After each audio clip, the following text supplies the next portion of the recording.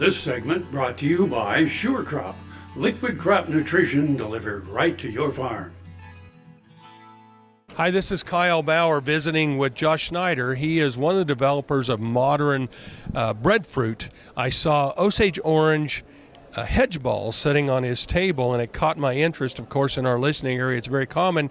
And why do you have hedge balls on your table talking about breadfruit? It's not the same. Well, to attract the attention of people like you who would go, hey, what's that? Why do you have those there? Osage orange is a relative of breadfruit in the mulberry family. Breadfruit is sort of a tropical cousin.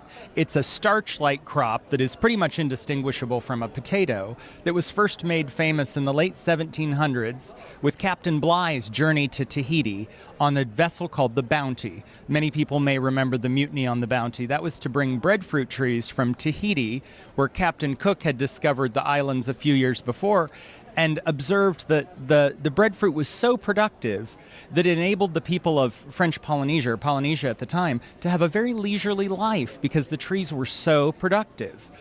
The reason it's called breadfruit is because it can be fermented.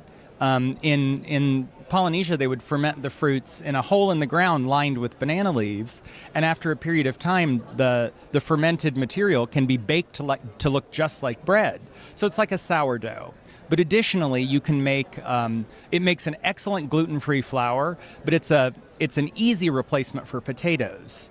So when you look at a place like Hawaii, for instance, who can't grow potatoes, they can grow breadfruit, but they spend something like $100 million a year importing potatoes rather than just producing breadfruit and not paying all the freight.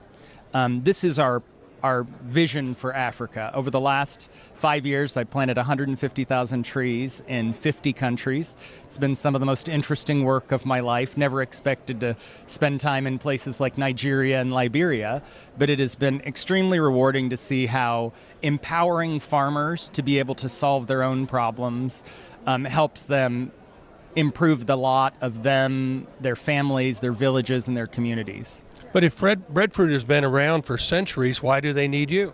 Well, no one had figured out how to effectively propagate it. It could only be propagated from root cuttings because about 1,000 years ago, most of the varieties stopped making seeds. And so they threw in their lot with humans to carry them from island to island. That's how breadfruit first came to Hawaii, in a canoe with Polynesians 5,000 years ago. So we developed a tissue culture protocol. My partners in Germany are quite good at tissue culture. And so we developed a tissue culture protocol to propagate these traditional varieties and make them available to farmers around the world without the risk of spreading disease. And so it is much easier to ship a greenhouse-grown tissue culture plantlet. We ship trees about the size of a tomato you'd buy at the garden center in the spring.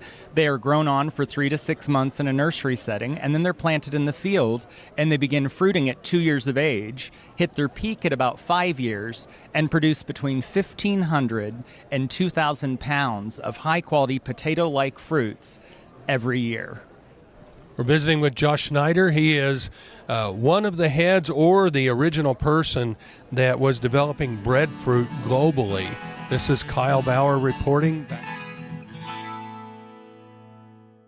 Welcome to the Jerry Thomas Gallery and Collection, where we feature my renowned artwork, frontier military, and Native American artifacts. In the painting behind me is Scouting the Trail. 2 scouts overlook the Smoky Hill River Valley just north of the famous Monument Rocks, which are internationally renowned, as a column of 7th Cavalry parade north of the river. On this point, 2 scouts rode in a circle, and there were 18 cartridges found up there, and that meant that they usually were warning of impending danger and firing off their weapons.